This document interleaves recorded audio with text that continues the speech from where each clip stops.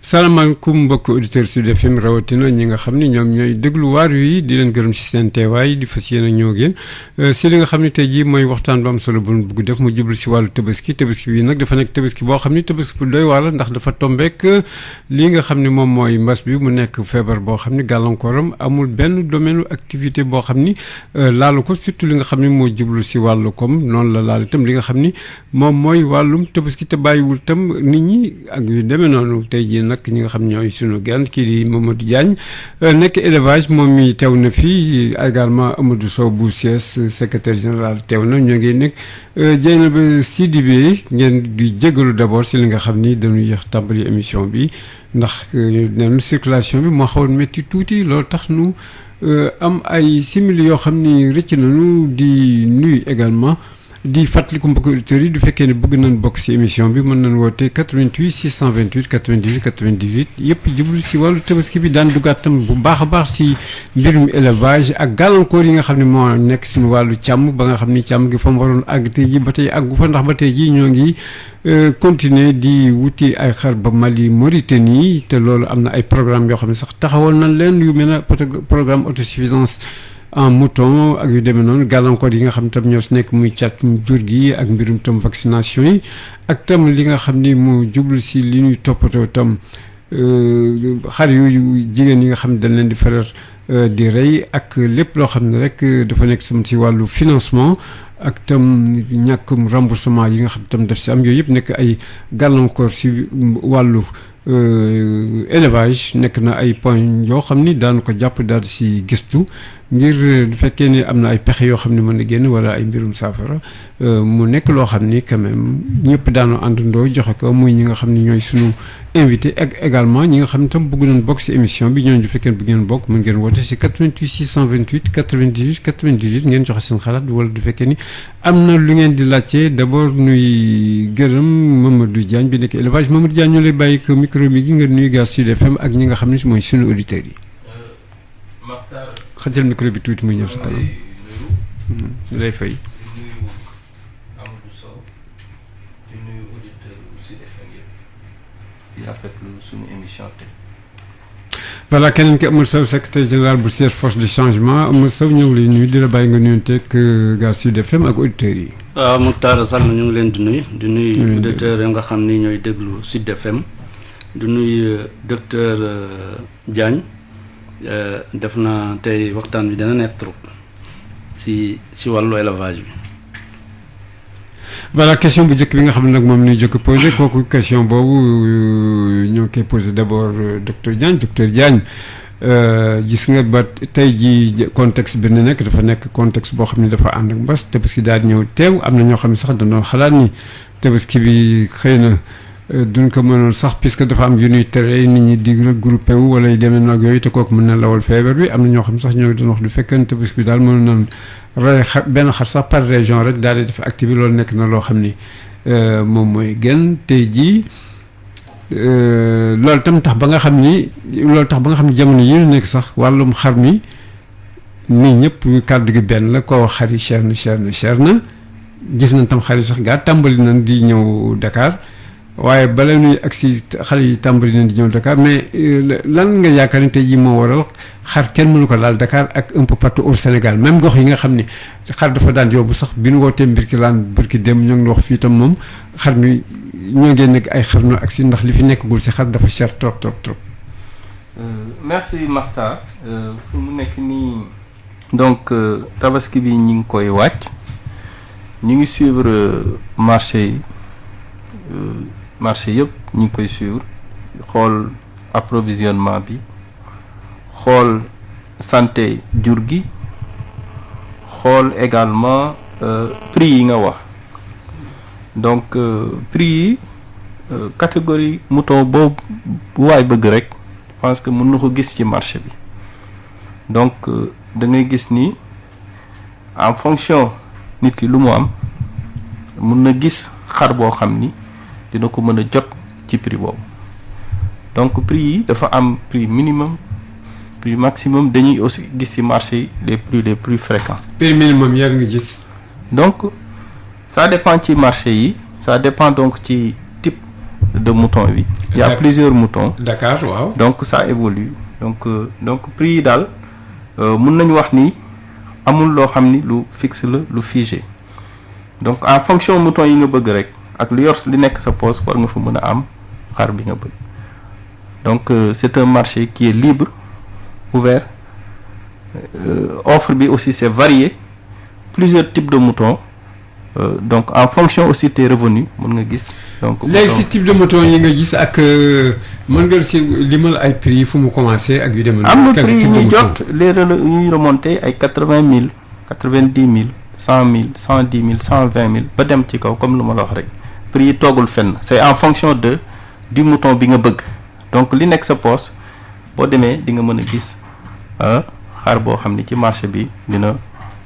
du ne par exemple 80 000 wala 90 000 kooku ban genre xar la war nekk. non loolu mooy remontée yi nga xam ne ñun dañ koy def suivi ci marché yi. parce que suivi boobu aspect prix bi daf ci intervenir. dañuy dem def nekk sur le terrain c'est des loo xam ne day remontées yoo xam ne day jóge ci sunu agents yi nga xam ne ñu ngi nekk ci terrain yi di suivre les marchés. c'est des données donc qu'on reçoit du terrain. mais waaw ma ni 90 000 wala 80 000 kooku ban genre xar la war doon.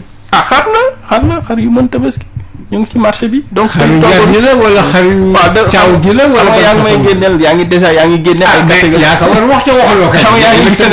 yaa ngi génne ay catégorie de mouton yaa ngi wax xaru caaw yaa ngi wax xaru kaas xam nga donc yaa fi tudd tim xam nga bëgguloo ko wax façon xar yooyu yëpp boo bëgg rek am na ci marché bi en fonction sa bourse nga mën si jot. boo yow daal marché bi fi mu nekk prix yi daal nekk na loo xam ne lu abordable la loolu nga bëgg a wax. non dama ne. ah marché yi boo demee di nga gis catégorie xar boo bëgg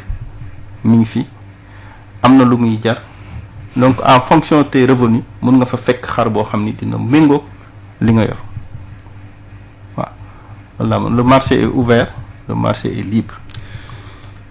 ñu ñëw si Amadou Sow yow syndicaliste nga. def naa war nga gis xar yi ñun demee côté yi nga xam ne dem nga fa naka nga gisee yan façon xar nga fa fekk ak tam njëg yi noo leen gisee waaye li ma la bëgg wax rek mooy ñi nga xam ne dégg nañ leen lu wax nit ñi nga xam ne ñooy jënd yëpp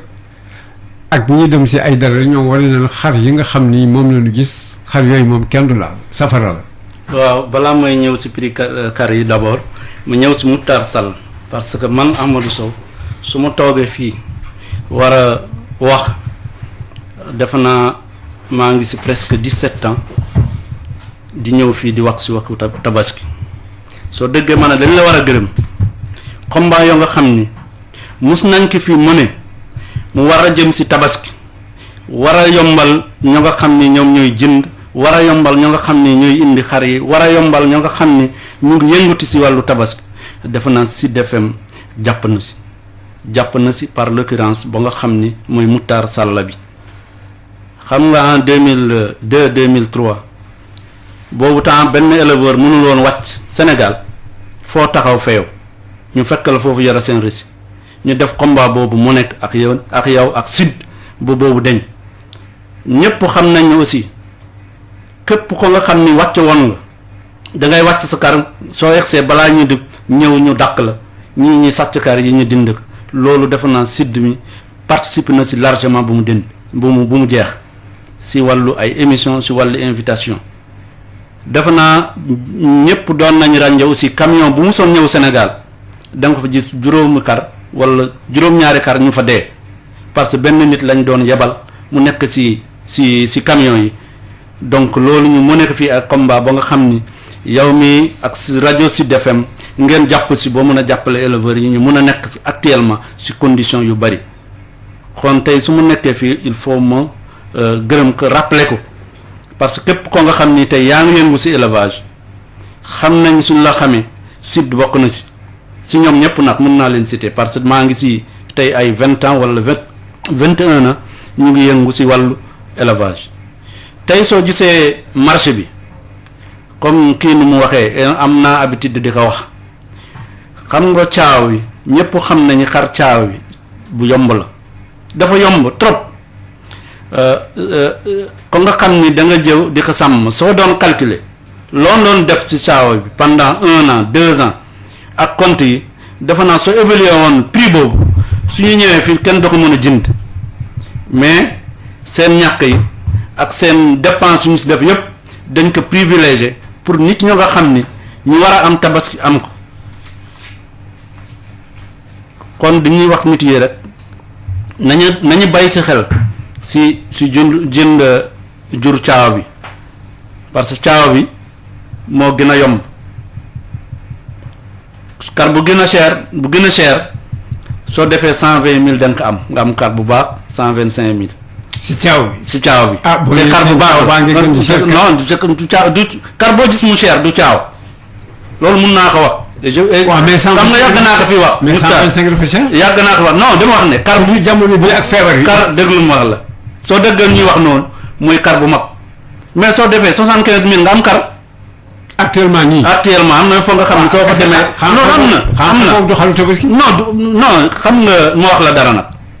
éleveur du jaay kar bu mutul tabaski. waaw parce que ñun bul fàtte ne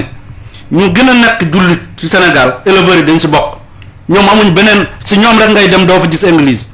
xam nañ kar bu ñu war a rey pour julli xam nañ kar bu du rey pour julli loolu aussi mu taal loolu lu am la defe naa su nit yoree nag nga yoree sa 100 000 nga ne da ngay jënd kar ba nga xam ni waaju bi booy Dakar la jënd na ko 80 000 yar ko dóor ko defar ko yëpp nga ne da ngay jënd karam boobu mu bañ la ko dara nga taxaw fële si rajo yi wala di wax nga ne kar yi dañuy cher loolu aussi loolu mënoo si daal mais su fekkoon nit ki bu mu yoree 100 000 dugg na si gëtt yi jaar si yi xool jur yi gis ba nga xam ni jur bi 100 000 lay jar mu xam ne mun na si wàññiwaale même ñu wàññiwaale ko passe taxi bi mais na ko jënd au lieu mu ne damay dem fale mbaar boobu ko nga xam ni waaji bi mu ngi wut 50% bénéfice mu ngi ko jëndoon ay 80 000 wala 75 000 wala même 70 000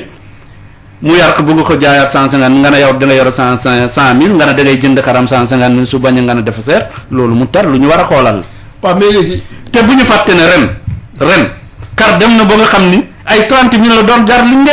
Linguère ak Dakar. c'était 30 000 waaw mooy bi loolu si combinat bi la. mooy bi ñu comme waaw moom foofu laa jëm si kooku mooy bi ñu tëjee ay luuma yeeg ak gaa ñi amatul dara il faut que xar wàcc c'est normal. mais léegi dama la bëgg a wax nag ku yaroon mu ne léegi yaa ngi doon yar kar pour indi ko tabaski problème ñëw na fu nga doon jaay benn kar nga mun si dund léegi ñetti kar ngay jaay pour mun si dund loolu aussi problème la am na mu dal mu bëri yoo nga xam ni munoon na tey su fekkoon du woon Covid bi munoon na xar yi du ñu seeree noonu parce que yow nga yore xar nga war a def dépense fu nga waroon jaar ñaari kar nga jaay foofu juróom-benn kar si biir Covid bi pour nga mën a dundal sa famille mais loolu aussi day jouer si tabaski bi mun na nekk aussi. donc loolu nekk na loo xam ni mën nañu wax ni loolu bokk na si li seeral xar yi bon. mais war na mën a nekk parce que lu tax kar yoo nga xam ni yaa ngi yoroon ñaari téeméer kar war ko indi tabaski mun na am tey nga dese téeméer fekk téeméer bii si commune bi la jeex te doo ko jaay lii lu ko indi mooy munoo ko woon jaay mais dama wax ne tey ku dugg si marché bi nga yoro 100 000 da nga si am weccet am si kar bu baax ba nga tabaski loolu mun naa ko wax parce que maa ngi si terrain bi wàccoon naa si àll bi def naa fa 15 jours rien que pour opération de tabaski. man de gis naa saam ñaari mbokk yoo xam ne jënd nañ ñetti xar ay mboteere mais ay 110 000 lañ ko jëndee. waaw ça dépend rek. xam nga xoolal xar yi sax yoo xar yi. non sax tabaski na. non nee na nga xam ne nag su fekkee xar caaw laa wax. waaw pël du ko jëlee dëkkam di ko indi si biir Dakar mutul tabaski ñu nga xam ne ñooy sàmm xaw ma nag. non du ba nga xam ni un homme d'affaires ba nga xam ni dafa yore xaalisam dem jënd xar boo ko neex mais caawa yi bu ñu demee ba ci dànn di ko jaay pour tabaski xar boobu mën na tabaski te man vraiment Moukhtar yàgg nañu fi def ay combat yoo nga xam ni si wàllu prix ñëpp xam nañu loolu defe naa différence bi du différence bu ëpp diggante ñaar ak léegi tabaski moom même sans tabaski tey yow xam nga ko soo demee marché di jënd fekkee kar bu baax ngay jënd mënoo ko jënd mooy def presque 100 000 soo bëggee kar bu baax sans tabaski da nga ko jënd 90 000 wala 105 000. léegi daan del soit monsieur Diagne léegi li ma la bëgg a laaj nu wax tuuti si affinance si xar yi tey jii fu mu tolloogul ndax Dakar kenn gisugul woon xar yu bare de. gis nañ gaa léegi dafa mel na ñoo ngi commencé di dugg nànk-nànk ñoo ngi nekk à 8 jours de la tabaski. waaw donc ñu ngi suivre comme ni ma la wax marché yi fu mu nekk nii la tendance bi ñu am ci xar yi ni mu duggee. dal na xel dañuy ñaan rek mu continuer tendance boobu confirmé wu donc fu mu nekk nii mun nañu ne enregistré gum nañu booy xool 124 105 moutons pour Dakar. Comparé l'année dernière, même période, 79 004 moutons. Donc, boo xoolee aussi tendance boobu la ñu am ci importation yi 168 450 têtes contre 124 004. xar yooyu jóge fan yéen pays. am na xar yoo xam ni fii la nekk yu jógee ci des moutons yu ñu yar des moutons de case bi ñuy wax am na yu jógee ci bassin arachidier Saloum bi. am na jóge ci Jolof zone sylvopastorale bi donc am na yu jóge au nord am nañu xar yu jóge à l'est provenance yooyu yëpp am nañ ko. mais yi jóge par exemple ci Mali Mauritanie import yooyu laa wax yi importe. waaw yooyu mooy importation yi ñuy wax. yooyu moom ñaata la à peu près est-ce que am ngeen sa ab kii wàññi boo xam ni xam ngeen à peu près ñaata la. tous les jours on a les données tous les jours. parce que dañu am ay postes vétérinaires aux frontières. yu def le suivi. fin tolloogul bu mu nekk nii moom laa la wax ñu ngi ci 168 450 têtes contre 124 446 en 2019 donc on fait le suivi on a donc des informations parce que ñun dañu am lu ñuy tuddee laissez-passer sanitaire muy benn document boo xam ni décret 2002 1094 du 4 novembre 2002 ci la nekk moo ko organiser mooy organiser le mouvement des animaux. mooy contrôle bi donc ci décret boobu xar fu mu jógee fii dem fële am na këyit boobu lay àndal këyit boobu dina wax fu mu jógee fu mu dem dinañu xayma ñaata xar la donc laissez-passer boobu ça nous permet de contrôler le mouvement et on a des postes vétérinaires dañu mailler le territoire mais surtout au niveau des frontières et c'est des remontées journalières donc c'est des informations yoo xam ni dañ ko am des informations chiffrées qui nous viennent des postes vétérinaires boo jëlee aussi au niveau de Dakar point de vente yi également on suit avec les laissez-passer et tout donc c'est des informations fu mu nekk nii mun nañ la wax chiffre à l'appui mooy li ma la wax nii li duggagum ak comparé ko par rapport ak l'année passée tendance bi comme li ma wax c'est une tendance bu baax dañuy ñaan mu confirmer wu. est-ce que mën nga ma wax li jóge Mali duggagul Sénégal ñaata la. moom laa wax nii nee naa la ñu ngi ci 168 450 têtes comparé. waaw mais non déedéet c'est-à-dire doomu ko dëgg la nga ne ma Mali ñaata ñu fi jóge ñëw. Mauritanie ñaata noonu laa waxee. mais waxuma global bi quoi fu mu nekk nii. jàppal ni loolu yëpp information yëpp boo ko bëggee détaillé mun nañ la ko jox après les documents sont là on vous le remet.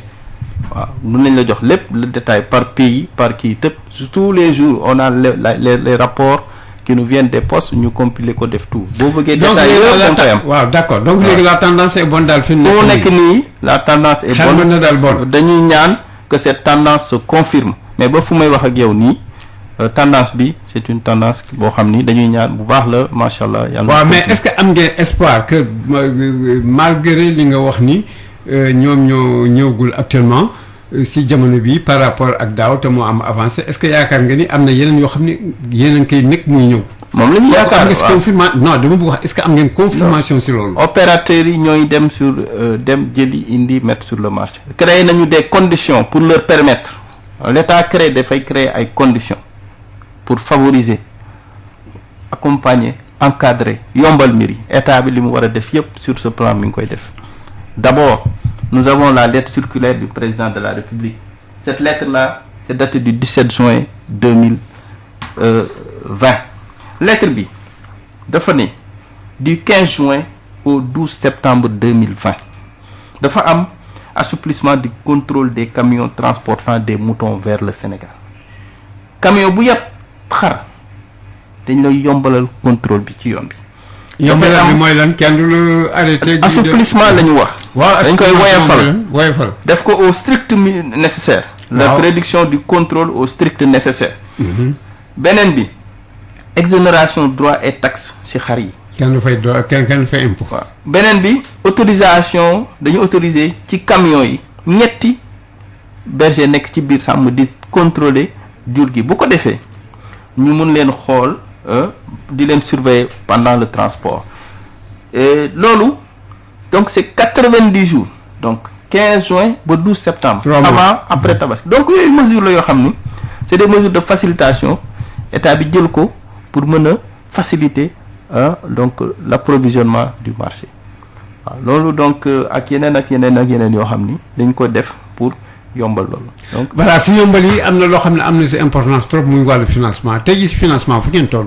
waaw financement dama ne. jéego ñu bëri nee na xamul lu xew si affaire financement yi. non jéego bi ñu ci def ren moom def naa musul. waxal bon. non jéego bi ci am ren. waxuma àll bi mais bees. non jéego loo xam ne nee na yëguñu ko sax. ay jéego bi am ci ren financement mus ci am parce que. financement dafa am lu ñuy wax fonds d'appui ñun dañu am lu ñu tuddee fonds d'appui à la stabilisation. mu nekk benn fonds boo xam ni ministère de l'élevage a nekk.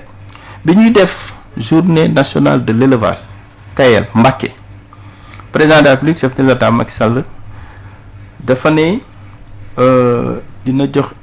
fonds stable dina fa dugal 3 milliards pour financement bi 3 milliards yooyu dugg na ba tax na ci tabaski bi nii fonds stable 1 milliard 800 millions 1 milliard 800 millions génn na ko financement jox ko éleveurs yi 1 milliard 800 millions la wax de. boo xoolee tabaski 2019 63 millions la woon. ku jóge ci 63 millions dem ci 1 milliard 800 millions kooku je pense que jéego bi vraiment mun nga dem laaj éleveurs yi bénéficiaires yi lu ñu def ci mbirum financement tabaski ren je pense que musul am. waaw mais 1 milliard 800 millions boobu lu ñu koy def. pour permettre opérateurs yi ñu mën a dem ci des crédits dem jënd xar def seen commerce am ci rembourser participer à l'approvisionnement du marché ñu liggéey yëngatu aussi ci moom une activité donc commerciale. ñu am ci waaw mais daaw du 63 millions na leen joxoon te loolu defoon nañ si loolu. non mais loolu kay dañ ko war a saluer. waaw non defe naa non attends loolu moom dañ ko war a saluer. jéego boo xam ni la comme li ñuy wax rek bu leer naññ la kooku moom du lu ñuy kii loolu. waaw dañ koy saluer président dafa ne éleveurs yi dama leen jox 3 milliards jox na leen 3 milliards 3 milliards yooyu ñu moo mën a permettre FONSTAB def jéego boobu ñun ñi nekk ñi nga xam ne les services de l'élevage dañ leen accompagner service yëpp mobiliser accompagner leen nekk à leur côté ñu monter dossiers yi rapidement comité yi commission yi au niveau des départements réunir sous la présidence des préfets bi ñu xoolee dossiers yi ñu remonter ko au niveau central le comité technique d'approbation daal di xool daal di koy donc projet yi kii ñu daal di koy financer donc rapidement on s'est mobilisé on les a accompagnés donc ku def 1 milliard 800 millions en financement kooku moom vraiment loolu moom lu ñu war a saluer la. mais xoolal à partir de cette base là. 1 milliard 800 millions. xam nga dafa sore trop ak 63 millions. cote te daaw 63 millions joxoon nañ xar man li ma bëgg a laajte. xanaa du ñu joxee bon 1 milliard 800 millions. xar barewaayam kenn waru ko naatable. ensuite yomb tam kenn waru ko naatable ndax 1 milliard 800 millions kooku moom xar yi foo wëlbati ko dëkk bi dafa war fees dell. 1 milliard 800 millions boobu lu ñu ko def. ñun jënd ñu xaar jaay ñu xaar. waaw mais lu ñuy def mooy. dañuy créer des mesures yoo xam ni dañuy jël ay mesures créer des conditions yoo xam ni day permettre que le marché soit bien approvisionné des mesures de facilitation d'accompagnement mooy lettre circulaire bi président dafa di jël mooy mesures yi nga xam ni jël nañ ko fii ci financement bi te yamul foofu mun nañ dem ci yeneen ak yeneen xam naa ci biir waxtaan bi sax dinañ ci dugg. ak yeneen yoo xam ne. waaw mais 800 millions bi laa. kooku c'est à saluer loolu moom vraiment. kooku waxtu loolu. waaw dama ni 1 milliard 800 millions boobu kooku léegi njëriñam sur le terrain bi lan la. parce que 63 millions ngeen joxe te xar ñëw na mais cette fois-ci li ngeen joxe xanaa ëpp na que 20 fois léegi loo tax ma ni 1 milliard 800 millions boobu heure bi waroon na fekk xar yi di mel na ay ndox si télé bi sans compter loolu tam xanaa xar war na yomb parce que lu ñu joxe c'est exceptionnel. xar yi ñu ngi ñëw. xam nga léegi éleveurs yi comprendre nañu aussi le marché souvent dañu constater que c'est les derniers jours léegi la ñuy indi xar yi parce que si la jënd bi di gën a takku donc éleveurs yi ñoom tam c'est des opérateurs dañu xam seen marché xam nañ heure bi nga xam ne bu ñu indee donc tout ça commerce la nan la ñuy mën a am maximiser seen bénéfice yi ñuy am donc dañuy ñëw au dernier moment parce que moment boobu la ñuy nit ñi di jënd bi di gën a bari mais fu mu nekk nii mesures yi ñu war a def nañ ko pour am ay résultats yoo xam ni ñu ngi koy yaakaar donc il faut dire que saluer li nga xam ne ñu ngi koy def c'est des mesures de facilitation accompagnement encadrement créer les conditions loolu ñu ngi ci et je pense que jéego yu am solo ñoo lañ ci def te war nañ ko saluer. mbokk auditeurs yi yéen a ngi déglu seen émission Waarwi tey jii ñoo ngi waxtaan affaire mbirum tabaski bi ak li si fas yéene def ak yooyu yëpp ak naka la war a tëddee du fekkee mën ngeen bokk si bu ngeen bokk si émission bi mën ngeen woote 88 628 98 98 Amadou Sow ma dellu soit si yow dégg nga léegi monsieur Diagne li mu wax 1 milliard 800 millions moom lañ dugal si wàllu financement. yow mbir mu 1 milliard boobu tey jii si terrain bi est-ce que li nga gisagul ban xalaat nga si am si gàttal. waaw mu taat xam nga mos naa wax amul benn année tabaski bu ñu mos fi ñëw critique ñu lu tax du ñu financer éleveurs yi si loo nga xam ne ñu ngi koy dugal fii si biir jur parce que bu njëkk bi doon naa wax ne crédit agricole moo doon financer ay financement yoo nga xam ni du doy waar la mais cette année nag. am na benn comparaison bu mu def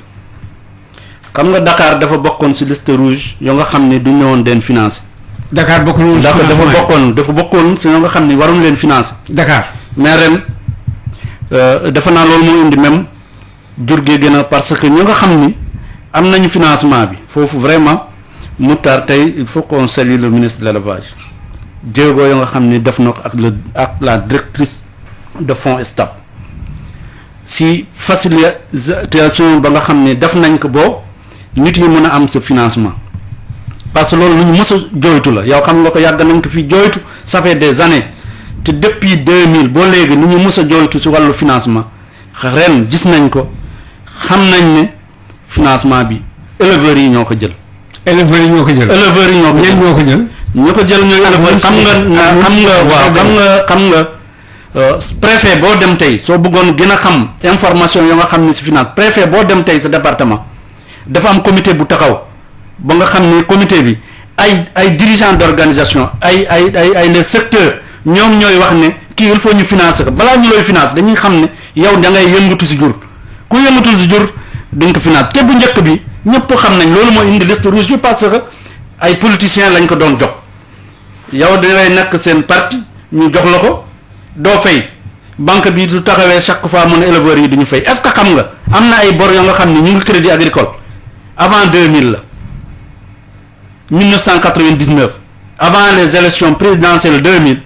la ñu jëloon lu bari financé ko ay nit ñoo nga xam ne nee nañ ay éleveurs lañ nee nañ ci biir parti socialiste profité waale jox leen ñoo ñu defe ne ay may la am na ñoo nga xam ne dee nañ mais crédit bi mu foofu.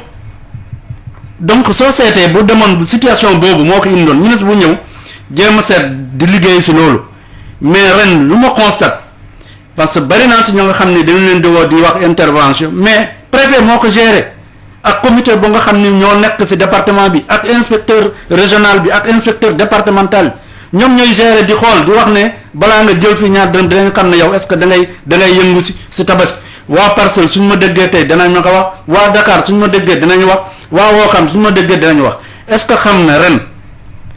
bariwul ko nga xam ni def nga demande ci opération tabaski amoo financement. du ci région du ci département de Dakar du Pikine du yeneen département yoo nga xam ni mun naa ko citer mooy Mbour mooy Thiès mooy Kaolack mooy Fatick mooy département boo dem tey ñoo nga xam ni defoon nañu demande ñu financer leen ci tabaski am nañ financement bi. parce que dañuy gëstu ci loolu dañ ci wax parce que dafa yàgg nag suñu combat. waaw mais financement boobu xanaa bi nga commencé. moo indi tey Dakar soo gisee ñu mu ngay wax ne Dakar loo fa am ren bari na de différence bu mu wax ak période bi ak période daaw dafa bari. parce que man xam naa ñu bari ñoo nga xam ni jóge nañu Dakar dem nañ ci àll bi jënd foofu ay xar mais su fekkee àll bi xaw na cher su ñëwee fii foofu mu cher parce que ko nga xam ni da nga leb nga ne su ma jullee tabaski dama war a fay bor ba nga xam ni leb naa ko pour mu mun a amaat beneen bor mais lu mu bon xanaa doo jënd xar kay 80 000 wala 75 000 nga ñaar fii nga ne nañ waa Dakar nga ne il faut nga jaayaan ma 75 000 xalaatuñuy paas bi xalaatuñuy aliment bi xalaatuñu ndox bi dafa naa ñooñu dañ leen war a comprendre su la jaayee tey kar 90 000 ñu teg si 15 000 wala teg si seen 10 000 francs loolu dafa war a nekk compréhensible si consommateurs yi. Amar Sow pour jël si waat financement yi waxuma alal bii nu génn beneen bee sa gannaaw. am na benn waxtaan bu ñu si def si wàllu xar yeeg ak yu demee noonu ak réunion yi amoon jamono boobu. alal ba bee laal wax 2 semaines rek la am ñii sa woon Ismaël Sow mi ngi soon président national maison des éleveurs ak Demba Naar bu Sow def na waaw Demba Naar Sow bu kii la. mais ñoom li ñu waxoon dañu waxoon ñoom affaire yi gisaguñ dara. ministre xamul sax kenn boole wala sax si affaire yi fa commission yeeg wala yi toppatoo. yu demee noonu yooyu. ñoom yooyu nañu xamle woon. gis nga Moutar ça fait 20 ans ba may posé sax question attends ma ñëw ba may posé question sax Ismaël di ko xam mais yow en tant que président national. mais yow kenn mënu taxaw fii commission boo xam ni dañuy def tel wala yow te doo sa bokk yu demee noonu mais ñoom fii lañ toog wax ni dañu sax yëgul.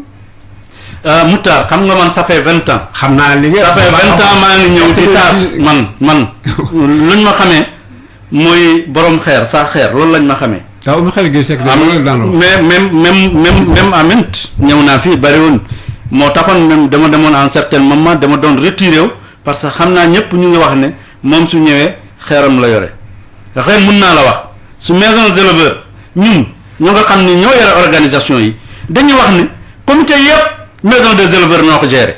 waaw loolu moom su ko Ismaïla waxee te ñoom ñooy président commission yi. commission départementale boo dem maison des éleveurs moo ko yore soo seetee même si aliment de bétail ñoom ñoo ko yore ñoom suñu taxawee ñu ne commission ba nga xam ni mu ngi am si wàllu financement ba nga xam ni am nañ te mun naa wax ne 90% ñu am financement yi man war na ma ne ay membres maison des éleveurs lañ. waaw éleveur na rek nii rek éleveur. waaw mais dama wax ne membre xam nga bul fàtte ne Moutar. am na organisation yi am nañ bari nañ fii ñu nga xam ne ku naq ak combat am ñun CSFC am na siège bu amoon na lu taxoon ñu bàyyi siège parce que 1998 ñu ngi woon siège 99 ba 2000 ba 2002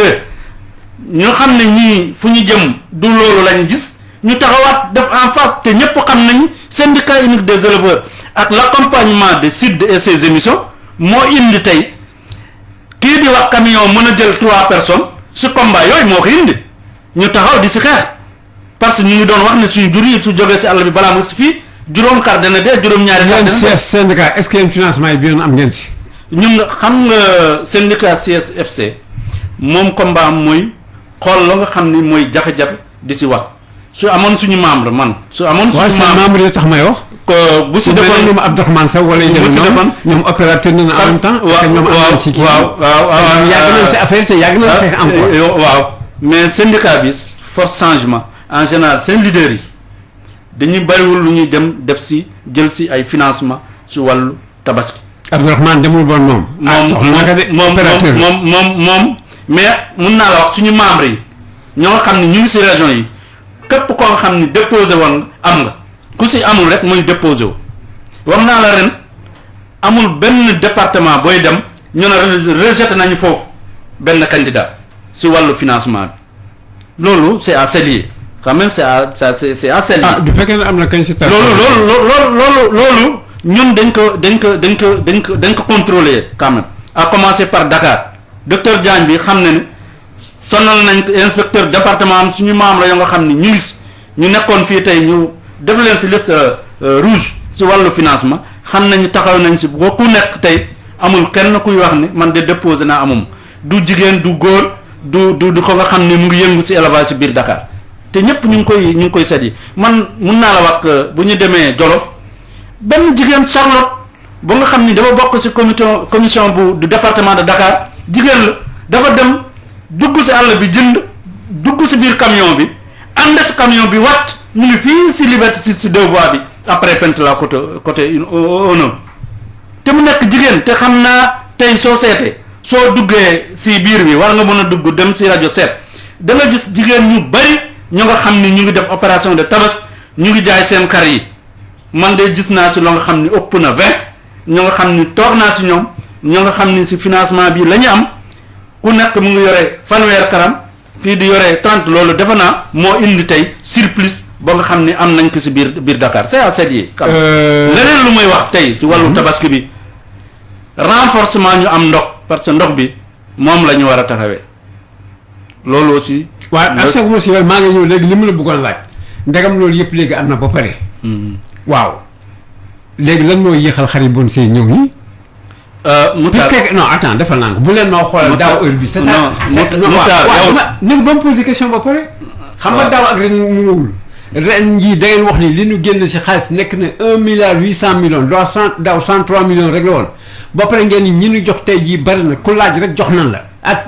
région yeeg yëpp tout ça waaw mais xar yi kenn gisagu ko façon boobu ni ko waroon gisee te bon du fekkee noonu la demee xar yi itam bon xanaa nag war na gën woyof tuuti ndax état bi woyofal na leen lépp du loolu ngeen di wax.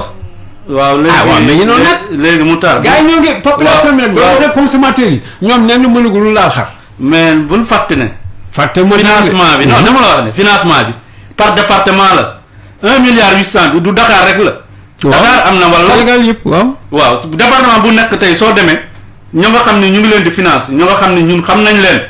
te ñu yëngu si ñu bokk si organisation yi ñu ngi leen contrôler képp département boo dem ñu ngi yore seen xar di fa jaay soo seetee nag Dakar lu ñuy wax Dakar man mun naa la wax ne parce que man chaque jour dinaa gis ay camion di wàcc camion ñu ngi ñëw lii di nit yi di wax nag ku nekk mu ngi xaar mu ngi wax ne naa xaar boo xar yi yomb man xam naa xar yi su yombee bor yi kenn du ko fay loolu man dama koy wax su xar yi yombee du ñu fay bor yi parce que perte la ñu jëm te alors ñaanuñu wax dëgg yàlla nit war si mun a am dara sonn si def si ñàkkam war si am lu mu bon même 100 000 francs si bénéfice waruñu ko xañ waruñu taxaw ñu ne nañu def de telle sorte ñoo nga xam ne dañuy jël bor yi boo doo ñoom seen bopp dañuy perte si biir bor yi mais tey maa ngi doon wax benn xarit man gis naa foo dem tey su rukk yi foo gis kar yi ñu ngi leen di yow foofu kar yi ñu ngi ñëw te loolu mais waruñu imposer rek nag dëgg-dëgg il faut kar yi yomb loolu si mu tal lu ñu war a xoolal la ba nga xam ni nit yi ak coonam man wax naa la ñun ñoo nga xam ni ay caawa la ñu yore di si sàmm suñuy évaluer woon coono ba nga xam ni daj nañ si xar yi suñ ko doon jaay fii dafa naa même président doo ko mën a jënd si wàllu énergie yaa ngi si taw bi yaa ngi si naaj bi yaa ngi si ndox bi yaa ngi si wëgg bi pendant une année pendant 2 ans nga jël xar yooyu indi ko fi soo calculer woon xar gi lu muy lekk par jour pendant ces 2 ans la nga évaluer ñaata nga si dépense dafa naa soo ko doon jaay nit ko doo ko mën a jënd kon ñun suñu nangee sacrifier loolu lépp pour nit yi mun a am xar ci prix ba nga xam ni prix raisonnable parce que wax naa la ku def fii même 80 000 am xar ku def 75 000 am xar ku bëgg xar bu baax nag da ngay dépenser 110 000 120 000. bon 80 000 75 000 du xar bu baax moom. non du c'est-à-dire soo bëggee am xar bu nga xam ni da ngay wax ne comme na ngay wax ni xar bu ngan ba nga xam ni mu ngi toll na si yëkkani. wala mu ngi toll na si bombardier. mais il faut nga teg mu nekk xar pël il faut nga dépenser loolu. du question 80 000 bi xar bi wax naa la du xar ba nga xam ni da lay tere nga ne bii du tabaski déedéet. pël-pël yi ay 60 000 francs rek naka daan amee fii lu mu cher ngar bu pël-pël 70 000. mais wax naa la mu taal waaye tey nga ay 90 000. mu taal. man jox leen xaalis réew ñëpp. man ba nga xam ni bariwul weer bu mooy toog dama dem Seras. dafa jël ay renseignements. dafa naa mënatuma woon am xar bu baax moins de 90 000 loolu kenn mënu ma ko fekkee kay kuy dem di jënd. fekk borom xar yi di ko jaay dañ leen yombalal ñoom ñu wàññi na leen ko. doo bëggee alimenter bétail wàññeeku na. mais xamul tax ñun bëgg wax si jàng. mais dama danaa la expliquer dara. est-ce que xam nga 100 xar bu nekk ñaata saak lay lekk par jour. waaye nguur gi nee na wàññi na xaalis saak yi. ñaata fay ñu waroon fay ay xaw ma 9 millions 8 500 wàññi na leen ko ba nga xam ni dafay nekk rek ay xaw ma 7 000 wala lu gën tuuti. mais consommation bi moo ëpp. c'est-à-dire fu nga doon consommer benn saak te yaa ngi fa consommer presque 3 sacs parce que yaa ngi bëgg xar bi fu mu taxaw il faut mu gën a duuf yaa ngi wax ne 3 jours yi il faut mu gën a lekk c'est-à-dire dépense bi day doublé wu même su yomboon tey même su doon jar 5000 nga xam ne 5000 nga ko doon dépensé tey yaa ngi koy dépenser waat peut-être 20 000 wala 25 000 parce que yaa ngi compte bi c'est-à-dire xar bi da nga bëgg mu nekk en condition yoo nga xam ni mooy permettre client bi su ñëwee parce que client moo koy nekk soo gisee xar ba nga xam ni doyu ko neexu ko mu xam ne xar bi suuru ko da ko jënd éleveurs yi tamit dafuñu dañuy calculer fu ma doon dépenser benn sac wala ñaari sac mais naa fa dépenser 6 sacs pour mu mën a jaay sama jur gi xam nga dara gënul nakkal nga jël sa xar yi si àll bi indi ko fii munoo ko jaay nga yóbbuwaat ko donc c'est-à-dire même su fekkee taxe bi yombul il faut ñu comprendre nag consommation bi day doubler day tripler même wala quadrupler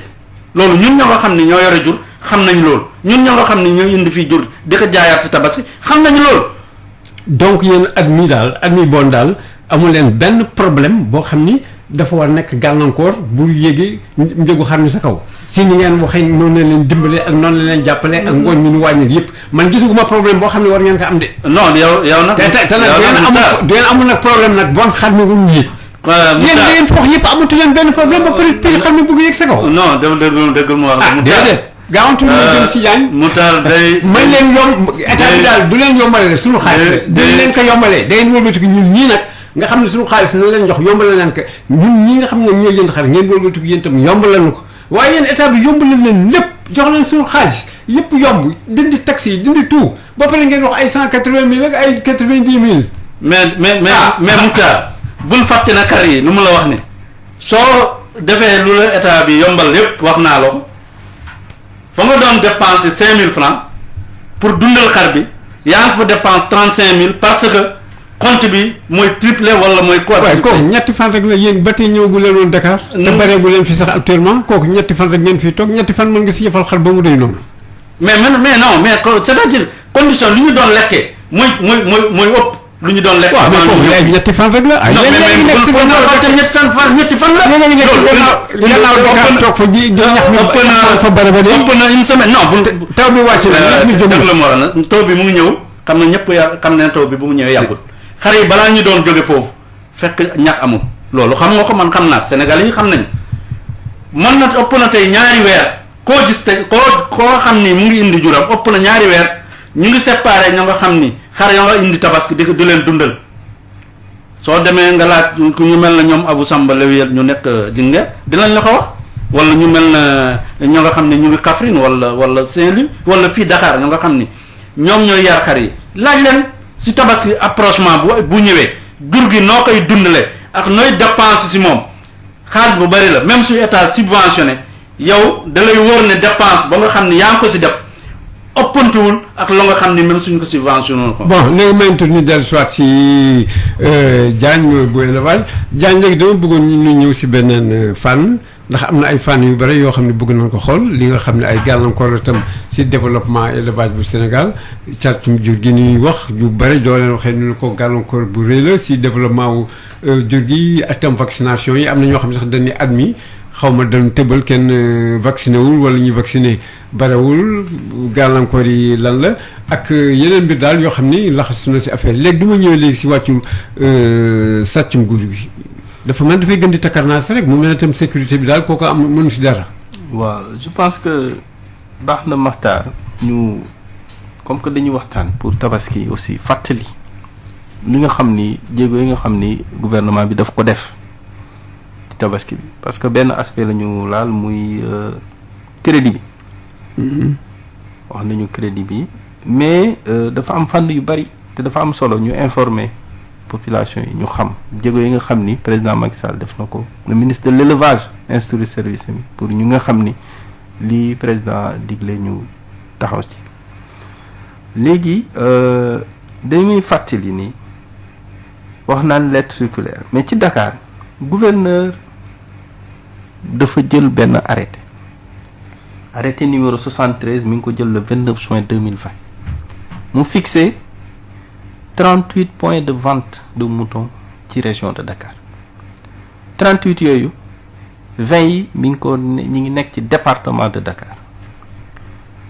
6 yi mi ngi nekk ci département de Pikine 4 yi mi ngi nekk département de Guédiawaye 8 yi mi ngi nekk département de Rufisque biñ ko fixé ba pare ministère de l'élevage aménagé point de vente yooyu aménager ko boo rombee dara bi di nga gis guddi lampe yi tàkk. ndox dafa am ay branchement point d'eau ay robinet yu ñu ubbi ci point de vente yi mais loolu doyul dañu jël ay citernes actuellement mobiliser nañu 10 citernes yoo xam ni day jël ndox di def ay rotation point yi di leen renforcer di leen jox ndox bi dañ koy joxe éleveur bi du ci fay dara. toilette mobile parce que dafay baax ñu am fu ñu suturloo ndax jaayukaayu xar yi dafa nekk ci mbedd mi ñu jël 38 points de vente bu ci nekk ñu def ay toilettes mobiles def nañu 67 toilettes mobiles def ko poser ko muy am entretien suba ngoon oto bi ñëw yóbbu vidange. aliment de bétail gouvernement bi buy wax rek jéego yi ñu def ci aliment de bétail 2018 750 tonnes aliments de bétail 2019 1045 tonnes d'aliments de bétail 2020 bi 1350 tonnes d'aliments de bétail subventionnés ñu mettre ko au niveau des points de vente yi bu ci nekk dañu fàttali dafa am comité de gestion opérateur yi nekk fa organisé wu ñu def supervision bi ñu distribuer aliments de bétail subvention mu am kit ndax contexte bi ñu nekk contexte Covid ministère de l'élevage jël kit pour le lavage des mains fût ak robinet gel savon liquide alcogel mettre ko en place jot nañu aussi ay masques yooyu mettre nañ ko au niveau des points de vente opérateurs yi jël ko pour di protéger yamul foofu donc ñu daal di jël aussi au niveau boo jëlee point bu mel ni stade Léopold Sédar Senghor am na lampadaire solaire yu ñu fa def ñu ñëw renforcer éclairage bu ñu fa def avec l'appui de l'ANER donc yooyu dafa baax ñu koy fàttaliku ñu xam ni gouvernement bi mu ngi def lii ci tabaski ñu ngi koy def nag sous l'impulsion si ndigalu le ministre de l'élevage muy instruction xam président de la République daf ko joxe yu leer nañ ministre de l'élevage di ko jëmal di mobiliser seen jox ay instructions ñu koy appliquer donc loolu dafa am solo c'est important ñu xam ni effort yooyu ñu ngi koy def ci point de vente normalisé loolu c'est extrêmement important ñu koy wan ñu koy jëmmal te lu ñu mën a lii ma wax ni yëpp loo xam ni ku dem ci terrain bi da nga ko daan dem ci terrain boobu pour xool parce que yow yi ngay wax nii wax naa leen ko fii ñu ne woon ne ñoom commission yi bi leen di taxawul sax yëguñu leen ko faf te ñooñu ay kilifa la ci élevage bi léegi naan toog di ko wax léegi li ma mën a wax muy loo xam ne tam dañ ko mën a vérifier parce que boo gisee mbirum crédit FONSTAB mais financement bi gaaw si tuuti FONSTAB c'est national léegi maanaam 45 départements du Sénégal yow boo jël am na benn commission bu ñu fa teg préfet bi présider ko chef service départemental de l'élevage nekk rapporteur bi éleveurs yi nekk fa ñu représenter leen ci commission ak même la dimension genre DIRFEL ak yeneen organisation ñu teew fa organisation faîtière yi ñu teew ci commission départementale bu ñu fa teewee ñoom ñooy xool saytu projet yi nga xam ne dañuy demander financement seen avis la ñuy mooy accompagner dossiers yi ñu war a dem au niveau donc comité technique d'approbation boobu tamit éleveurs yi ñu ngi fa toog ak les institutions financières loolu ma lay wax ay actes réglementaires moo ko organiser da nga gis arrêté préfet bu organiser commission départementale de crédit FONSTAB donc loolu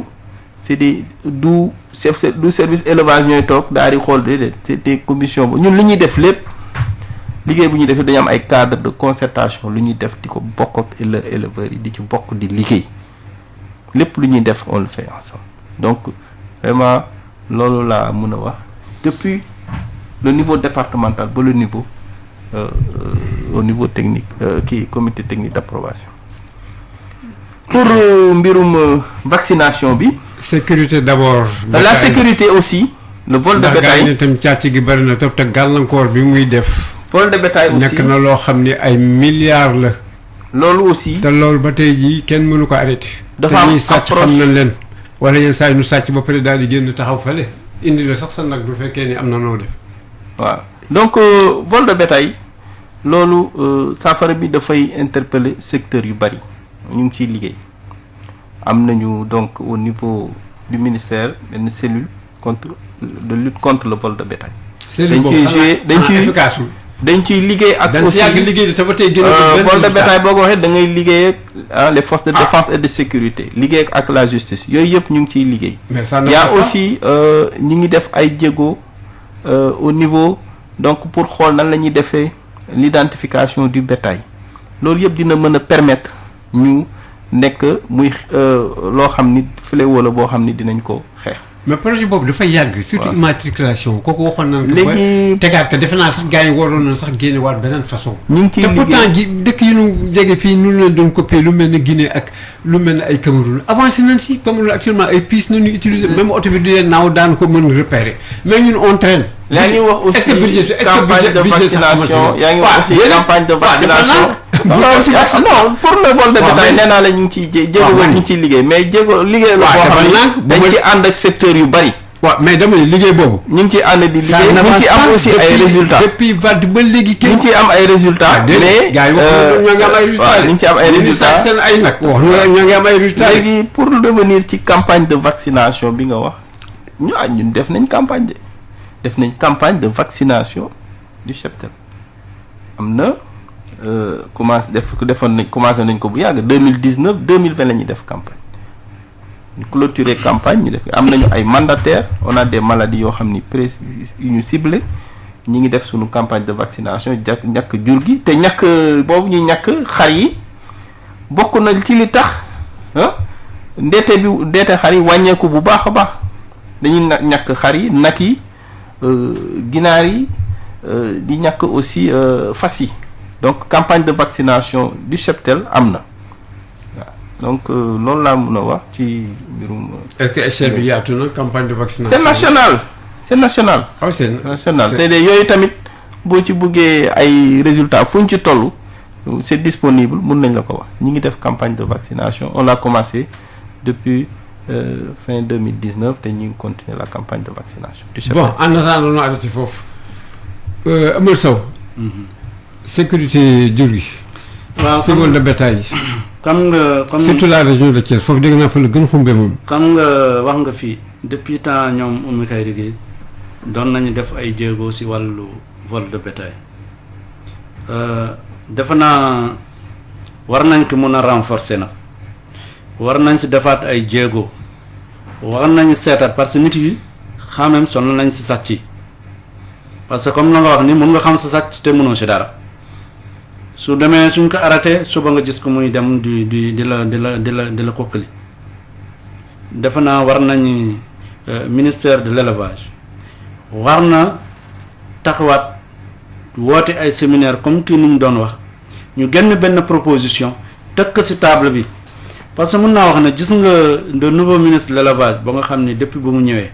mun naa la wax ne ay combat yoo nga xam ni doon nañ ko mënee bu njëkk boo ñëpp diñ ko ràññee depuis bu mu ñëwee mu ngi si def ay jéego yoo nga xam ni ñun ñëpp xam nañ si jéego yu jëmalee kanam si élevage mais si vol de bétail bi aussi war na si def ay jéego comme nu mu defee jéego tey si financement bi ni ñu ko doon jooyee comme nu mu def tey si wàllu lu ñu doon xeex. Courant ci point de vente yi xam nga fii amoon na ay période mun naa la wax mu taar fii amul dara loolu nit mun ci wax ci affaire tabaski yaa ñu ko gën a xam fii képp koo nga xam ni mu ngi taxaw mu ngi wax ci jafe-jafe élevage kenn gënu ko xam mu taar sal parce que yaa formé ñëpp mooy Ismaïla boobu bu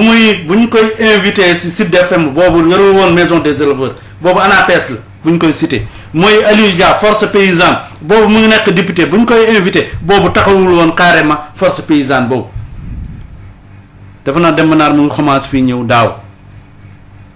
mu nekk opérateur mais su fekkoon membre convergence la woon comme ni mu nekk woon trésorier convergence la mu doon ñëw si convergence du wax na tey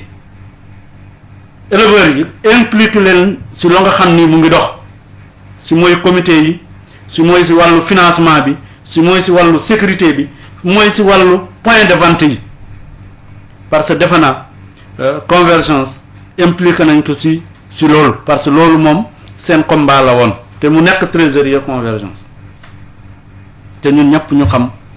liggéey ba nga xam ni seen coordinateur honorable député Aliou Dembourou mu ngi koy def si biir élevage boo éleveurs yi di ko ràññee defe naa ministre de l'élevage lu ñu koy ñaan tey mooy loo nga xam ni tànk ba nga xam ni jël na ko mu dëgg si mu renforcer si nag aussi mu gën a impliqué éleveurs yi si lu muy def mu ngi leen di impliqué parce que loolu ça a été une combat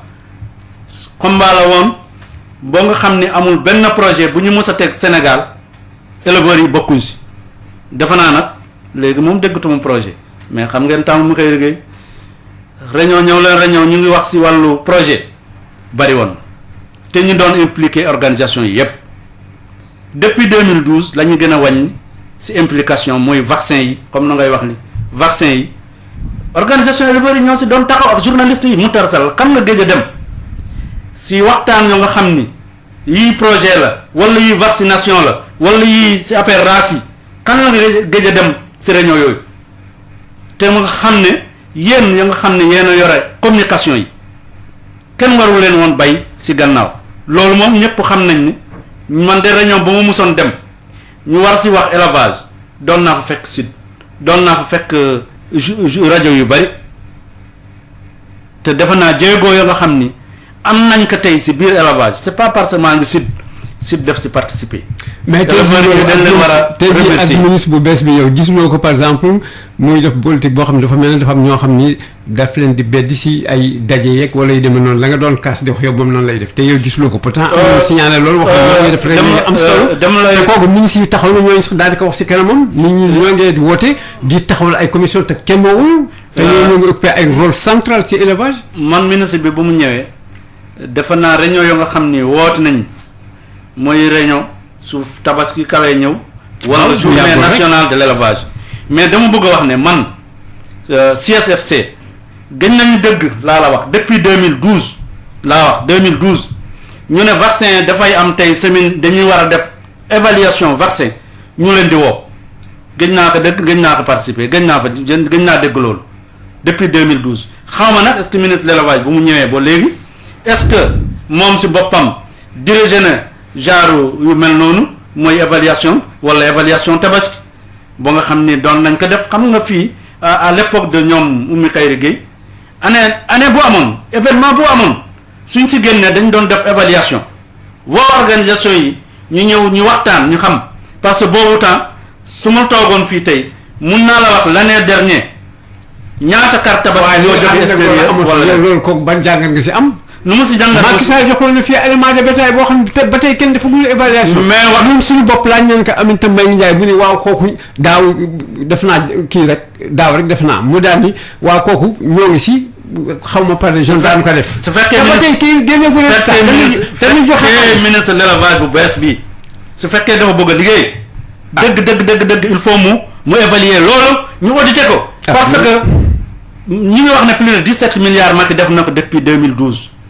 mais ñan ñoo yore xaalis boobu ak nan lañ ko defee ak ñan ñooy bénéficier ci xaalis boobu te pourtant wax naa ko du benn du ñaar xaalis bi éleveurs ñoo ko moom xanaa Macky Sall la nag warul jël xaalis may ko éleveurs yi ñu ne préfet yi ak sous-préfet yi ak quelques maisons des éleveurs ñoom ñooy jëm da taxawoo ci xaalis bi di ci def lu leen neex kenn xamul. donc loolu vraiment ministre de l'élevage su fekkee moom mooy dëgg war nañ suñ jóge ci tabaski parce que le syndicat unique des éleveurs Fort Changement je le répète encore dana si mën a combat en face de l'État ñu évaluer lu nga xam ni xaalis ba nga xam ni dafa jóge si jur gi ñu may ko éleveurs yi moom ko chef de service de l'élevage moomu ko préfet moomu ko gouverneur moomu ko sous-préfet moomu ko Macky Sall bu mu ko mayee dafa wax Aminata Mbengue Ndiaye dañ ko may éleveurs yi kon may nañ ko éleveurs yi ñu ne préfet bi moo koy gérer ñu ne sous-préfet bi moo koy gérer ñu ne service l'élevage moo koy gérer ñu ne dañ koy boole ko benn éleveur nag du benn éleveur moo ko moom loolu dañ si syndicat unique des éleveurs Fort Changement dana si moo nekk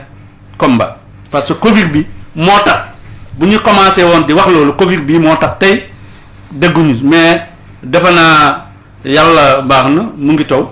sëriñ yi ñu ngi ñaan defe naa Covid bi balaa tabaski dina fekk. incha allah ma dellusiwaat si monsieur Diagne may lay fàttali amoon na benn programme bu ñu taxawaloon autosuffisance en mouton tey jii programme boobu est-ce que mën ngeen si waxal fu mu toll ak yan jéego nañ si def. waaw programme boobu donc ñu ngi ciy liggéey dafa am dimension yu bari yu mu ëmb donc c'est national jéego bi mooy ñu dem ba lu ñu soxla ci jur ñu mën ko produire dafay laaj liggéey sur le plan donc génétique amélioration génétique sur le plan santé sur le plan conduite d'élevage ak promotion même alimentation bi tamit mu am lu ñu ciy def notamment sécuriser l'alimentation ressources pastorales yi donc loolu ay fànn yu bëree bëri la mooy booloo nekk mooy programme bi donc ñu ngi ciy liggéey boo jëlee donc santé animale bi prophylaxie programme yi mettre en place wàññi donc mortalité liée ci yenn maladies yi amélioration habitat avec des bergeries mais aussi sécuriser pastoral bi les ressources pastorales donc yooyu yëpp boo ko boolee mu nekk donc ay différents axes yoo xam ne boo ko boolee mooy nekk programme ñu ngi ciy liggéey c'est national te ñu ngi ci moo ñuy mën a permettre ñu egg foo xam ni dinañ mën a am autosuffisance en mouton dañ ci lëkkaloog aussi yenn maires yi du moins d'ailleurs maires yi sax dañ ci impliqué wu du moins waaw dañuy impliqué wu tamit ci programme bi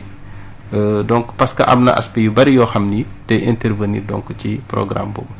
donc ñu ngi ciy liggéey te am nañu yaakaar ak résultats yi ñu ci am dinañ dem ba importation yi wàññeeku ba dem aussi ba ñu mën a am autosuffisance en mouton. léegi maire yi comme ni ko Amadou Sow waxee ni ngeen ko waxee impliqué nañ leen si. est-ce que tey ñoom xam ngeen ñoom fu mu toll si mbir bi est-ce que au niveau des mairies ça avance parce que maire yi itam dafa mel na kenn déggu leen trop si affaire boobu ah. waaw léegi am na. yan jéego nañ si am na maire yoo xam ni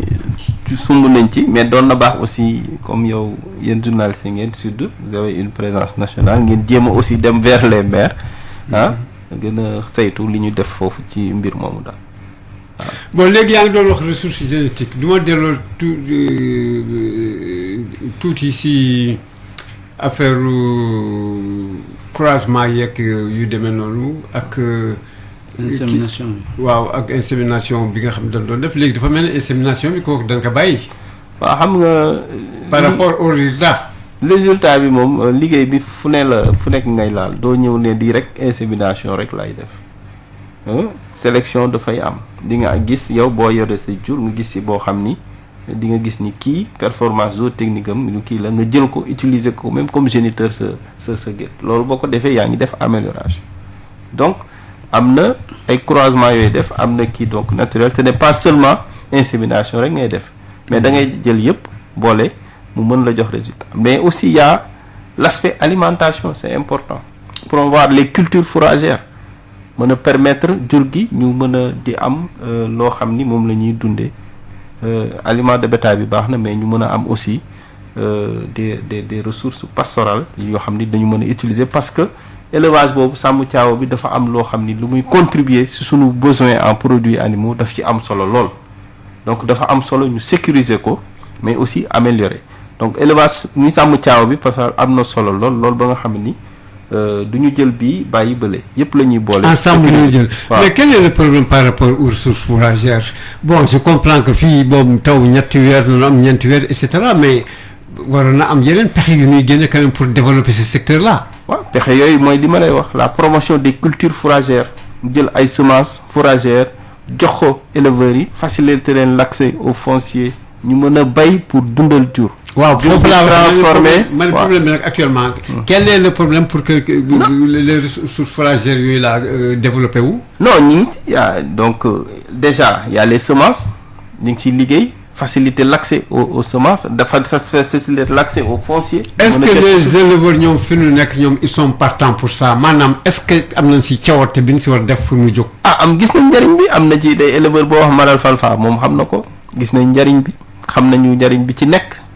xam nañ ni loolu tamit dina bokk li tax loo xam ni mooy nga mën a sécuriser sa jur. Donc y a l'aliment usiné concentré, mais à côté aussi dafa baax nga am ay def culture fourragère, def réserve fourragère, loolu yëpp moo lay mën a permettre ngay mën a am donc une production nga am ay produits animaux yi nga soxla. Donc yooyu yëpp c'est dafa lëkkaloo ànd daal. Amal solo si fànn boobu insémination bi loo ko gisee. Parce que insémination on en parle depuis longtemps waaye dafa mel ne les résultats atteindre woon sax moitié kii bi ñu si espéré woon. waaw Moutar danaa ñëw si affaire insémination mais si wàllu ñu joxoon maire yi xar yi pour l'autosuffisance en mouton. maire yi pour la tabaski mais ñun dañu contrôle loolu. parce que non attends man maire yi lan la leen joxoon. ñu leen joxoon ay ñu ne financement dañu def financement jox ko maire yi pour ñu mën a jënd ay xar. maire yi da leen jox ñoom financement maire yi loolu la ñu waxoon ministre de l'élevage Aminata Mbengue loolu la waxoon. waaw avec xawma lan des américains affaire yooyu ñu ne ñu jël ko jox ko maire yi ñoom ñu mën a jënd ay xar yu jigéen di si liggéey jël projet yi di leen ko confier. les maires te on était contre xam nga maire mënul wax ne da ngay gérer élevage pour nga doxal élevage nañ loolu moo tax ma ne lu ñuy def nañu impliquer éleveurs yi. yéen lan ngeen bëggoon par exemple. ñu bëggoon loolu yu mel noonu impliquer éleveurs yi ñu jox éleveurs yi ñoom ñu gérer ko les éleveurs même. maire yi teg maire yi mënu si dara c'est des politiciens. xam nga am na loo nga xam ne développement ak politique dañ ko war a distinguer su dara jotee boo jot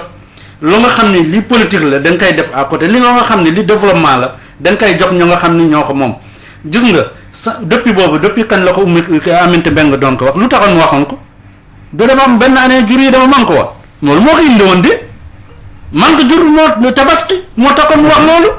mais boo léegi est-ce que joué na si rôle joué si rôle parce que ni ñu koy doxalee moo baaxul. mais est-ce que ñoo ngi koy doxal sax ndax. mais ñoom lañ ko jox maire yi chaque fois suñu wootee rek ñoom maire yi la ñoom ñoo yore comité yi ñoom di yore def xoolal mu taar. su fekkee Macky Sall la bëgg na doxal élevage na xam ne il faut mu impliquer éleveurs yi si lu muy doxal éleveurs yi gën seen xalaat jox leen ko ñu koy bind xam nga lu ñu gën a sonal suñu àdduna mooy copie collé bii moo ñu sonal gars yi ñu ne projet mu ngi nii ñu dugg si ordinateur yi di génn fii France génn fële dugg Éthiopie dem États-Unis dugg France pare def document teg ko si table bi ñu dem wuti financement c'est ça loolu moo sonal éleveurs yi xam nga suñu doon dem. lu mel na Linguère lu mel na Kaffrine lu mel na même Dakar fii ñu toog ñu ne éleveurs yi projet yi génne leen ngeen wax ñu lan la ñu war a def ñu wax leen ko ñu bind ko def ko projet suñ ko yóbbee foofu dana amal njëriñ. waaw mais yéen yàgg ngeen wax loolu quand même. mais loolu ça a été toujours notre combat et jusqu'à présent gis nga wax naa la Oumy Kayre Gueye am na période ba nga xam ne du def dara du woo organisation yi loolu combat boobu yow fii loolu la fekk. non loolu am na loo nga xam ni mu tar suñ koy wax du yow lañ ko dañ koy wax pour keneen. waaw loolu amoon na moom mais dama ni. ñu ñëw si insémination su la neexee wala feneen. waaw ba tey mën nga ak sa insémination bi commencé woon nga dugg fee. waaw parce que dama wax ne loolu du parce que dafa am suñu combat dañu wax ne ni ñu ko doxalee du dox. parce que ñu ko confier. ñu ne wax na danay développer élevage nga ne da nga koy confier ay maire c'est pas possible. non mais insémination maire yi amoon ko woon. non waxuma insémination foofu lay ñëw. oui parce que état bi dafa pour man su ma gis-gis dañuy négliger année yi si insémination bi. parce que dafa mel ne demoon nañ boo budget insémination dañ ko dindi mag nag dafa war a indiwaat loolu le nouveau ministre de l'élevage war nañu indi ñu xam ne insémination dafa am solo si wàllu autosuffisance du mouton mais si wàllu lait autosuffisance en lait. en lait ak tout kañ yëpp kañ. comprendre donc loolu kenn war a ko saggan mais lu bon nag lu nga xam ne yàgg naa ko wax ma ne insémination pendant plus de 30 ans amul dëkk booy dem. boo sentir jur yi dañ ko inséminer waaw xaalis boobu fu muy dugg xamem nañ ko suñuy jëlee décision di inséminer def programme boobu war ko inséminer nañu impliquer éleveurs yi soo dëggee ñu ne wax éleveurs yi y a des organisations yooyu nag ñoom la ñu war a impliquer ñu mun a xam ne budget bi pour insémination la ñu wees ñu xool ba nga xam ni insémination bi dana mun a dem xaalis bi mais jox ko benn waay rek mu yore projet boobu seet ku ko neex mu inséminer ko ku ko neexul du ko inséminer yàlla dogal façon ni ñuy inséminer parce que joxuñu ko ay borom xam-xam xam nga borom xam-xam su dara jotee te loolu moo yàq élevage Sénégal loo ko gën a yàq borom xam-xam yi su jotee dañ leen ignorer ñu teg ko nga xam ni mooy seen waay. waaw lu mu wax mu def mooy lan mooy suma waay non suma waay da dëgg mooy wax mooy suma waay luñ ko wax mu def ko waaw seetal dolli tey am na ay problème jërëjëf jeex kay. problème yi nga xam ni ñu ne ñu jël fi benn ONG kenn xamul ONG bi looy nangee suuf si Sine Salif nga xeex nga def combat ba nga nangu ko benn ONG jóge fale mën a dañ koy jël suuf bi yëpp teg ko si loxam ñu poussé ay éleveurs ñu ne nañ si ànd te ñoo nga xam ni ñoo taxawoon fii xeex Sine Salif si programme ba nga Sine Salif tamit programme la yoroon foofu. Sine Salif bu yàlla na ko yàlla yërëm bu nekkoon fii xalifa général des mourides du moom la ñu joxoon suuf bi. waaw mu delloo ko ñu taxaw ñu xeex si. waaw léegi nag ban nit jóge pale benn ONG ñëw mën a naka aakimo. ONG la bu Sénégal wala bu. mais ONG bi kenn xamul. ah waaw sénégalais la. waaw mais sénégalais la ONG bi sénégalais mais mu ànd ak ay partenaires yoo nga xam ni ñu ngi jóge États-Unis ñoom lan ñoo pousse leen ñu ne nañ leen jox suñu suuf yi. waaw mais loolu est-ce que loolu Moutar est-ce que loolu yow mii dëkk éleveur war nga nangu ñu xeex dara nangu ko si nit keneen ñëw ñu ne nañ ko jox. waaw mais il paraît que américains yi dellu nañ gannaaw. mais il faut mais su fekkoon état bi jëlul seen mesure jëluñ ko sérieusement mais ñii joxoon nañ ko ba pare parce que am na ko nga xam ne dafa nekkoon fii ànd ak ñoom di leen bëgg a jot. mais man je ne peux pas concevoir nga nangu si dara si ku mel na Sine Salif ku mel na khalife général des mourides mu nekkoon fi nga nekk loolu la nga nangoon si moom nga xeex nan ko jox beneen ONG. ba nga waaw mais man li may wax waaye yéen du seen ministre mi ngi fi xanaa. ministre mi ngi fi mais waaw mais dama wax ne ministre de l'élevage bii ba nga xam ni gëstu na xam ne lii jëmalul élevage si kanam mu taxaw ba ne lii warul mën a nekk mu war leen exemple lu tax warul mën a nekk ñu jël ay éleveur bëgg leen dugal si di xeex te ñu nekk foofu. doole moom beneen léegi ñu dellu si waat si programme meew mi. waaw meew bi nag nit yi sonn nañ trop xam nga man doon naa wax ne. man dama ne meew xam nga lu mu bëgg wax foofu dama bëgg laaj indi woon nañ fi ay Montbéliard rek ak kii yu dul jeex lu tolloog 1000 te ba tey meew mi dafa gën cher ferme yi nekk fii lu ñuy jaay meew c'est extrêmement cher jigéenu éleveurs yi si nga xam ne dañ koy jënd pour jaayat ko il faut que ñu jaay ko lu xaw cher tuuti te kenn du leen mën jox yombal leen subventionné ay Montbéliard yi du war a jar 2 millions et quelque ñu jaay leen ko xaw ma 800 000 wala 1 million ñu jël ko ba pare bugg cheral meew mi c'est pas possible. xam nga yooyu c'est des hommes d'affaires lañ ko jël. waaw moom kay ñoom dafa yéen. xam nga nañoo xamante ne mais yow état bi jënd na ay 1000 jours jël ko jox ko ay hommes d'affaires ñoo nga xam ni ñoom ñoo yore seen xaalis di ko jënd xam nga loolu moo tax ma ne souvent. waaw mais ñoo ko mën jënd daal mais seulement ministère topp pour que tam. dañuy war a auditionner dañuy war a évoluer dañuy war a comme IGE yi xanaa IGE yi mënuñ dem élevage nag ñu xool xaalis boo nga xam ni teg nañ ko foofu ñu xam ñu mën si wax parce que ba léegi kenn déggu ko. kenn waxatu ko 1000 jours yooyu soo seetee ñu ko am. soo demee ba nga gis liste bi wallaay mu tar si yow sa bopp da ngay mere sa bopp. waaw c'est vrai parce que éleveur dafa am éleveur am xam nga jur sàmm jur amour la loolu amour la mais ko nga xam ni da nga ko jox jur gi muy def ay commerce am c'est différent loolu moo tax meew bi gën a cher loolu moo tax meew bi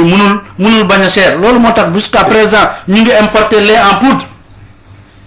nañu taxawaat si insémination yi ñu dugg si biir àll bi ñu pousser éleveurs yi inséminer ñu jënd ay yeneen nag ñu indiwaat ko jox ay éleveurs yi bañ ko jox nag ay yoo nga xam ni c'est des hommes d'affaires yore seen xaalis di corrompre à gauche à droite pour seen ferme nañu seetal ferme yi nañu dem si ferme yi évaluer seen ferme yi ñan ñoo ko moom parce que xaalis boobu suñu taxawee dañu wax ne milliards dañ ko jël pour éleveurs yi te or ko bu ñu jëlee milliards yi ñan ñoo ko bénéficier est-ce que éleveurs yi la ñun dañu taxaw fii di coow di xeex mais su dara ñëwee ñoo nga xam ni ñoom ñoo koy jël du nekk éleveur ba nga xam ni mu ngi si terre bi mu ngi si àll bi mu ngi si naaj bi mu ngi si suuf garab bi mu ngi si tàngoor bi mu ngi si ñàkk am ndox mu ngi si ñàkk am aliment duñ ko jox. léegi temps bi mi ngi jeexal ma de jeexal ak monsieur Diagne dégg nga ñu fi énuméré yëpp comme également ay gàllankoor ak problème mais mos mujj ak insémination bi tam ni mu taxawee loo xam dafa doon dooleel xëy na lii jur gi ak yu demee nag yooyu yow tey jii ban yaakaar nga am si li nga xam ne waxtaan nañ ko fi yëpp si élevage Sénégal. waaw élevage Sénégal fu mu nekk nii je pense que mi ngi ci ay loxo yu wóor am na vision yu claire yu président République wax yu mu am ci élevage j'en veux pour preuve li nga xam ni ñu ngi koy dérouler nii et donc le ministre Samba Ndiobène Ka je pense que ak service yi mi ngi koy doxal mi ngi jox ay instructions ñu koy exécuter pour permettre le développement de l'élevage te boobu mun nañ ko mesurer xool ko ci fànn yu bari ku ci nekk mun nga ko gis tabaski bi ñu dëgmal nag wax naa la li nga xam ni moom lañ fi def lépp ñu ñaan objectif yi ñu ci am yépp ñu atteindre ko en tout cas gouvernement bi lu mu daan def yokk na ko lépp lu mu daan def pour permettre une bonne préparation de la tabaski ci disposition yi nga xam daan nañ ko jël mesure de facilitation yi ñu daan jël accompagnement yi nga xam ni service yi dinañ leen ko defal ñi ngi am yaakaar que liñ ci bëgg yëpp di nañ ko am ci tabaski bi. maanaam ku nekk daa mën a am sa xar. moom la ñuy ñaan. incha allah ba mercredi prochain daan ci waxtaan loolu la ñuy ñaan. ñu leen di remercier de toute façon di fàttali Mamadou Diagne moom élevage dafi toggaloon Amadou Sow également syndicaliste la malheureusement Dieynaba Sidibé woowoon nañ ko mais également moom te mujjul ñëw di gërëm ñëpp ñi nga xam ne ñoo ngi doon déglu également di leen jox dox daje incha allah beneen àllarba Alassane moo nekkoon si partie technique bi Makhtar Sall doon leen présenté seen émission waar wi jërëjëf.